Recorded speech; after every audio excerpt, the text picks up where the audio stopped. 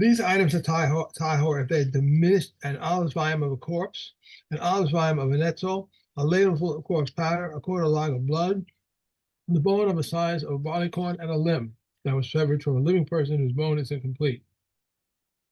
A spine and a skull from 2 corpses, a quarter log of blood from 2 corpses, a quarter cob of bones from 2 corpses, a limb severed from 2 corpses, and a limb severed from 2 living persons. Rabbi Akiva declares all of these cases tamei, but the Chachamim declare them tahor from Tumas Ohel. And the bone the size of a barleycorn that was divided into 2, Rabbi Akiva rules tamei, but Rabbi Yochanan ben Nuri rules it tahor. And Yochanan ben Nuri said they did not say bones the size of a barleycorn, rather they said a bone the size of a barleycorn. Quarter cob of bones that was crushed so that no bone of the size of a barleycorn. Reb Shimon rules it tahor, but the Chachamim rules it tamei. A limb severed from a living person that was divided into 2 is tahor. Reb Yoshi says it declares it tamei, but he agrees that if the limb was removed from the living person, half of the time it is tahor. Okay. All right. Now, here's a Mishnah which should be familiar to us from Eidos, and we're going to see it again, seeing as we're doing Eidos now anyway. We're going to see it again soon.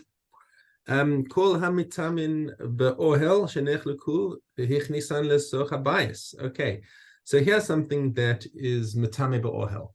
Okay, so we've got that whole laundry list of things that can be mitame be'ohel. Like, let's just talk about a kazayas of flesh from a corpse. Okay.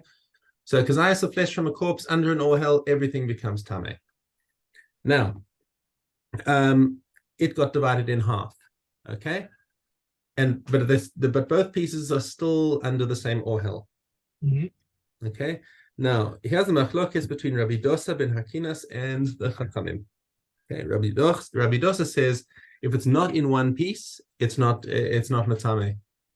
The Chachamim say it is tameh. It's still the ohel brings the 2 pieces together and makes them tameh, and together they are matameh, the whole ohel.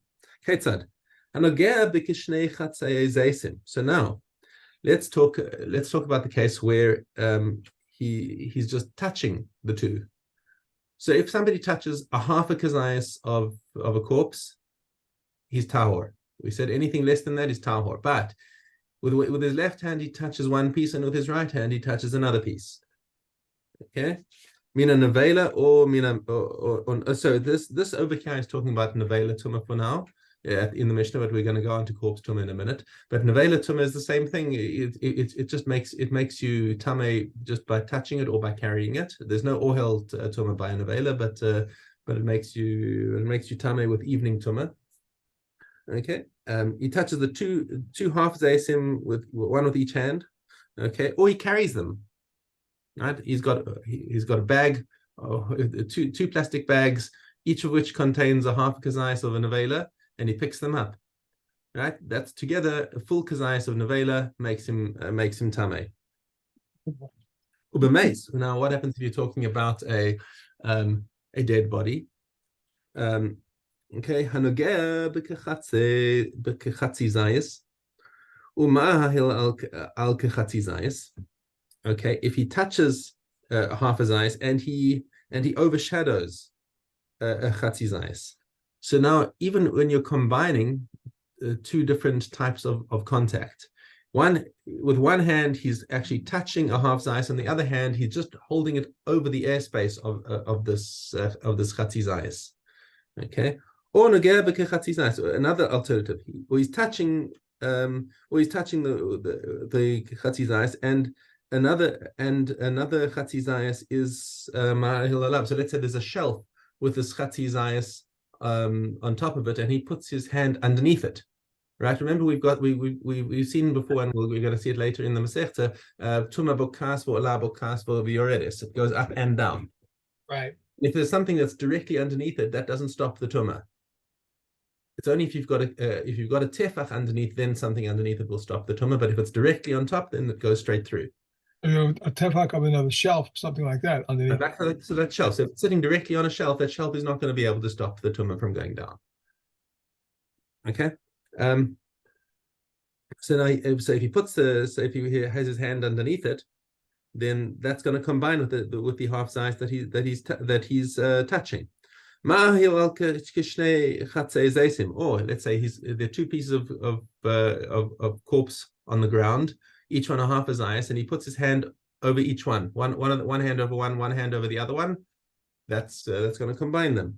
Or if he makes an ohel over half a zayis and half a zayis is an ohel on top of him. All of these different combinations. Rabbi Dosa ben Hakinas Matayr v'Chachamim Matamin. In all these cases, Rabbi Dosa says two separate chatzi zaysim don't combine. Finished. There's nothing to talk about. But the Chachamim say no, they combine. Okay. But one who touches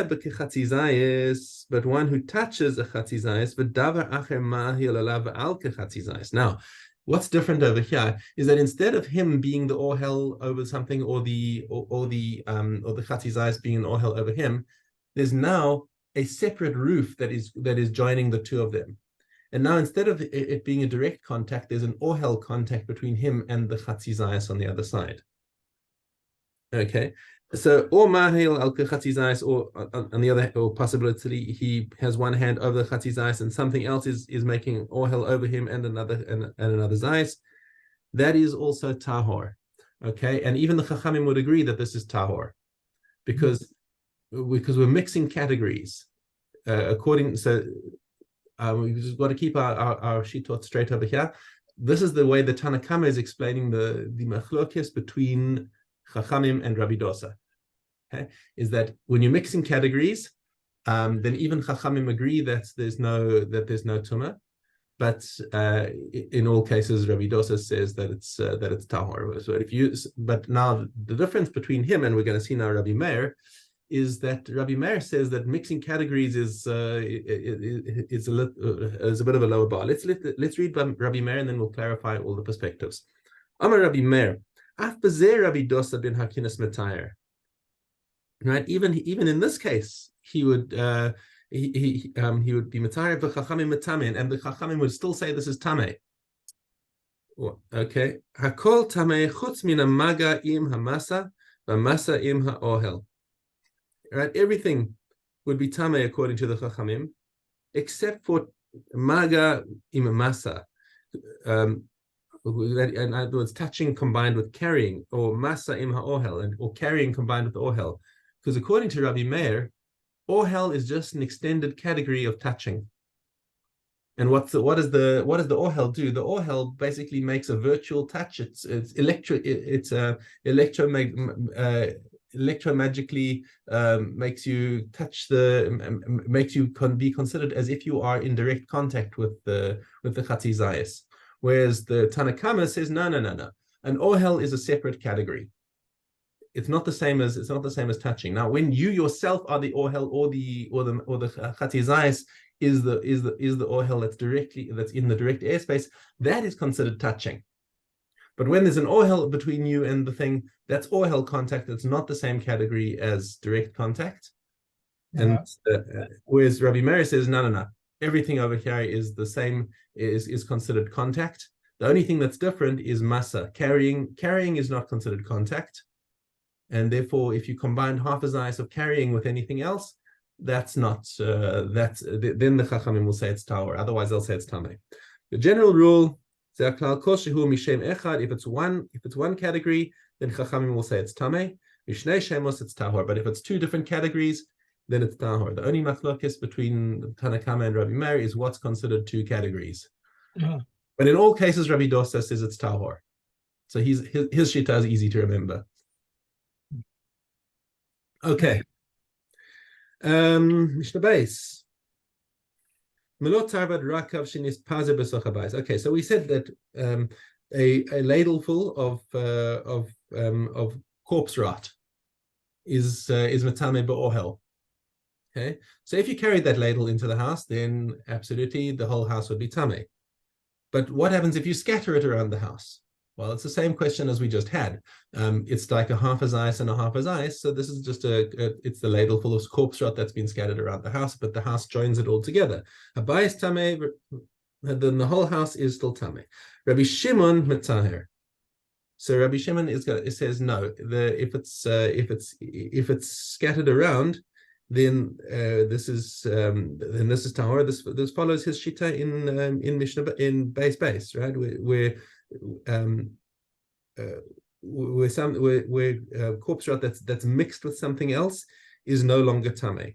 And similarly here, because you're having it being mixed with the dust of the floor of the house, it's considered mixed, and therefore it's not metameh.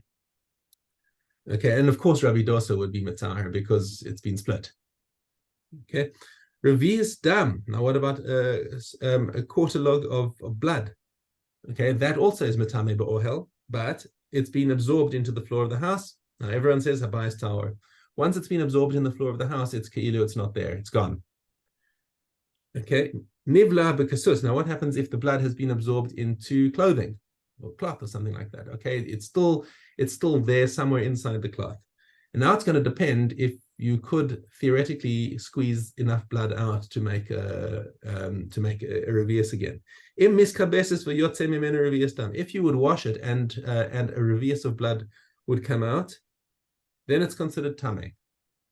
But if not, then it's completely absorbed in the cloth and it cannot come out of the cloth. Then the whole thing is tahor. It's not tahor. Anything that's absorbed and cannot come out is tahor. Kahati here explains the method of how you would do this if it came to a practical question. You take this garment in which the blood has been absorbed, and you measure out a quantity of water and you wash it out in that water thoroughly. So obviously the water is going to become a little bit stained, and you'll see, okay, what color it becomes.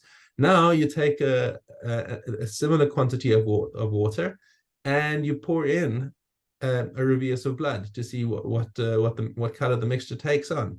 So if the laundered mixture is as dark as the known blood and water mixture, then you know that a revius of blood has come out, and therefore everything would be tameh. Okay. Mishnah Gimel. Nishpach ba'avir. Okay, so blood was spilled outdoors. Okay, it's outdoors, and now somebody walked over it, and he wants to know, oops, did I just become tameh? Im hayam ketafres. If it was on a hill, if it was on an incline or decline, a hill al miktaso, and the person walked over a part of it, he's tahor. Why?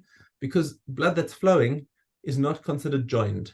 So just because there's the total amount of liquid is more than a revius, but it's busy flowing. And since it's flowing, he only walked over part of it. That's not a full revius, and therefore he would be tahor. However, if it was pooled in a depression, and now you've got revius of blood in there, or shikarish, or if it's congealed. If it's congealed and is no longer flowing downhill, then the person would be tameh for even if he's mahil, if he walks only over a part of it. Nishbach alis kupa. What happens if it was poured on the doorstep? The hikatafres ben mi bifnim ben mi bachutz, and it is at a slant, whether inwards or outwards. And the edge of the roof is making an ohel over it. Even though there's an ohel over it, it is tahor because it's flowing. Once again, once it's flowing, it's no longer considered a full revius in one place. Okay, however, if it's pooled or shikarash, or if it's congealed, then it will be tameh because now you've got a revius in one place. Kol shebameis tameh. Any part of a dead body is considered tameh and will be metameh in a kazayas chutz min hashinayim v'se'ar v'hatziporin, except for teeth, hair, and nails. Okay, why these particular things have been excluded? Teeth, because they weren't formed with the person when he was originally born. His teeth only grew out later. Okay, and hair and nails, because even though a person is born with hair and nails, but they keep growing out and being replaced. So they're things that are not considered an essential part of the body. Ubishas chiburan. However, if everything is attached, then it's all considered tameh, even the hair, even the nails. So, for example, if you have a dead body with long hair, and the hair goes under the ohel, then the whole ohel becomes tameh. Yeah. Okay, but if it's detached, then the hair is completely tahor. Okay. All Okay, right. gruesome stuff here. Yes. Okay. I hope that's valid. Yeah, The cord of a goldsmith's balance and that of a wearer of good quality purple wool, their measure is 3 finger breadths. The handle of a hatchet from its back, its measure is 3 finger breadths, and Rabbi says if it is one-handed breadth, it is a tahor. The cord of the balance of store owners and that of the householders is measured. Its measure is 1 hand breadth. The handle of a hatchet in front, its measure is 1 hand breadth, and the measurement of a compass handle, its measure is 1 hand breadth. The handle of a chisel used by stone engravers, its measure is 1 hand breadth. The cord of a wool dealer's balance and that of glass weighers, their measure is 2 hand breadths. The handle of a millstone chisel, its measure is 2 hand breadths. The handle of a mace, its measure is 2 hand breadths. The handle of a goldsmith's hammer, its measure is 2 hand breadths, and the flat of blacksmith, its measure is 3 hand breadths. Excuse me. yeah, that's it. Okay, next is the bed. Hang on. Okay, Yud Tes. If a bed was round with a mizram and a corpse touches it, they are tamei with 7 days tuma. If they are separate from each other, they are tamei with 7 days tuma. If a sheretz touches them, they are tamei with evening tuma, and if it separates from each other, they are tamei with evening tuma. Regarding a bed whose 2 long boards were removed and one fashioned new bed boards or for it, or he did not alter the notches, if the new boards broke, the bed remains tamei, and if the old boards broke, the bed is tahor. For everything, it depends on the old boards. A chest whose opening is on top, it can become tamei with corpse tuma. If it became damaged at its top, it becomes tamei with corpse tuma. If it became damaged at its bottom, its tahor and its compartments are tamei and are not considered connected to it. Regarding a shepherd's pouch that has become damaged, the pocket within it is tamei and is not considered connected to it. Regarding a water skin whose pouches hold liquid together with it, and if those pouches become damaged, they are tahor because they do not accept liquids in the normal fashion. Right.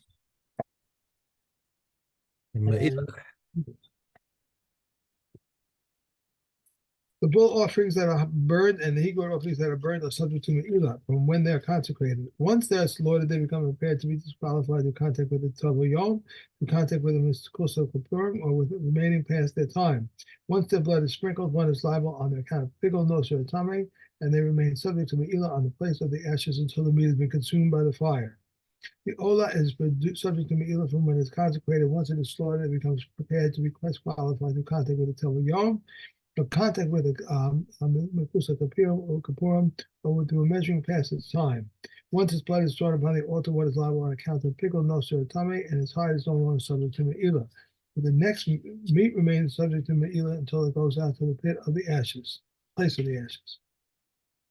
The katas, the ashram, and the communal shalom offerings, shlomin offerings are subject to me'ilah from when they are consecrated. Once they are slaughtered, they become prepared to be disqualified through contact with the Tavo Yom, through contact with the Mekusa Kapurim, for the remaining past the time. Once the blood is sprinkled upon the altar, what is liable on their account for the pickle, nosher, or tamei, the meat is no longer subject to me'ilah, but the sacrificial parts are subject to me'ilah until they go out to the place of the ashes.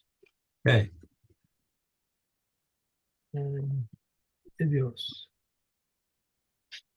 base given.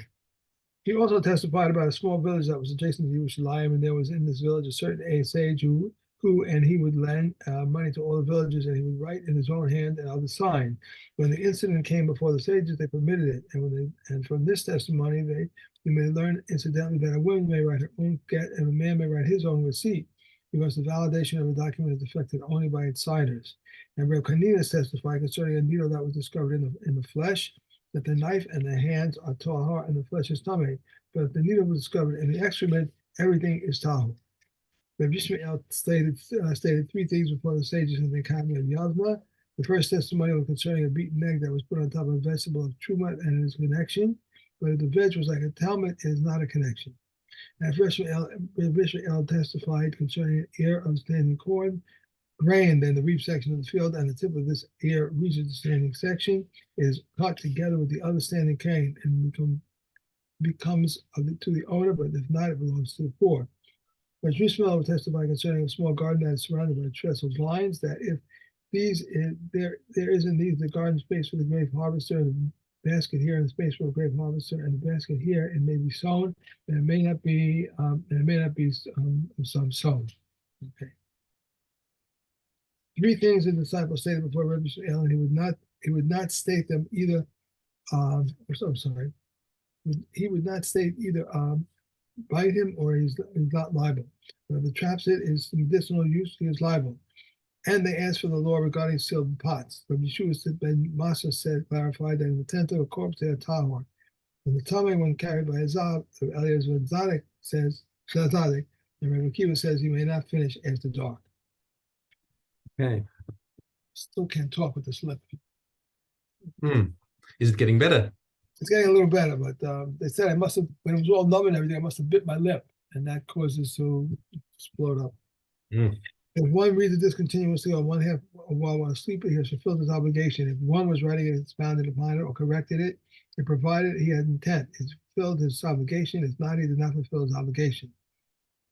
If it was written with appointment, vermilion gum, or from ferrous sulfate or a paper on a finished parchment, he did not fill his obligation unless it was written in the Syrian script on parchment and with ink. A townsman who went to a walled city, or a city dweller who went to a town, if he intends to return to his home, he reads at the same time to his home, and not if he reads it with him. From what part of the Megillah must one read in order to fulfill his obligation? Remember, says all of it. Rabbi Yehuda says from when there was a Jewish man, and Yossi says from after these things. All are qualified to read the Megillah except one who is deaf, an imbecile, and a minor.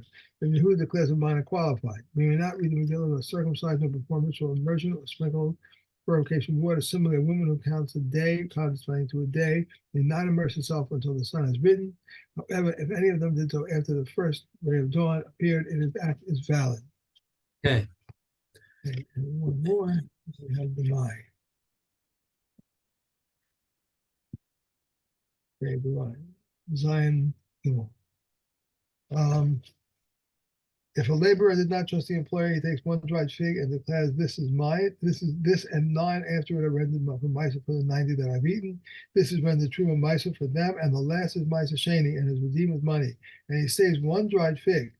Reb Shimon ben Gamliel says, "Let him not say because it reduces his work for the employer." But Yossi says, "Let him not say because there's a condition stipulated by the court." If one buys wine among Kuthins, he declares 2 logs which I shall separate are Truma and 10 Misa and 9 Misa Sheni. He redeems and drinks. And one had several figs in his house, and he was in the house of study in the field. He says, 2 figs which I shall separate are Truma and 10 Misa Rishon and 9 Misa Sheni. If they were Demai, he declares, what shall I separate tomorrow is Misa, and joining it in the rest of the Misa, in which I rendered Misa, when they read the Misa, is rendered Truma Misa for it. And Misa Sheni in the north and to the south of it, and is redeemed with money.